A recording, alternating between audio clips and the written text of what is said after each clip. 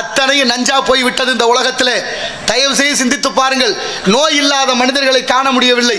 அதிகமாக மருத்துவமனை கட்டப்பட்டு கொண்டே இருக்கு. ஏன் அப்படின்னா நோயாளிகள் பெருகி கொண்டே இருக்கிறார்கள். 25 வருஷத்துக்கு முன்னால குடும்ப கட்டுப்பாடு மையம் இருந்துச்சு தமிழ்நாட்டில்.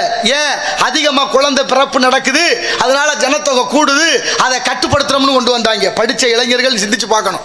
25 வருஷத்துக்கு முன்னால இருந்த குடும்ப கட்டுப்பாடு மையம் இன்னைக்கு இல்லை. ஏன் இல்லை அப்படின்னா இன்னைக்கு யாரும் புள்ள பெக்கலையா? முடியல. காரணம் பிறப்பு சதவீதம் குறைஞ்சு போச்சு.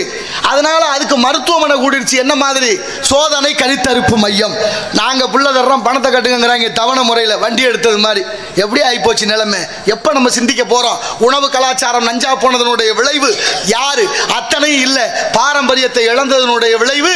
அவ்வளவு நோயோட வந்து நிற்கிறோம். நோய்க்கெல்லாம் காரணம் உலக நாடுகளில் WHO இருக்குல்ல, உலக ஆர்கனைசேஷன் தான், ஹெல்த் ஆர்கனைசேஷன் பேர் ஆங்கிலத்தில். அவங்கள்ட்ட கையெழுத்து போட்டாச்சு. அவன் திட்டமிடுறான், இதை உங்கள் நாட்டில் விதைக்கணும், உங்கள் நாட்டில் இதை விற்கணும், நீ அதுக்கு உதவி புரியணும். இங்கே இருக்கவனுக்கு எது நடந்தால் என்ன, காசு வந்தால் சரின்னு ஆகிப்போச்சு. அப்படித்தான் முதல்ல பருத்தியில் ஆரம்பித்தோம், அடுத்து ஜல்லிக்கட்டு மாடுல ஆரம்பித்தோம். நாட்டு மாடு இருக்கா யார் வீட்லையாவது? மாட்டு சென மாடு இருக்கா? காளை மாடு, பசு மாடு, காளை ஏறுதல்னு ஒன்று வச்சிருந்தோம்.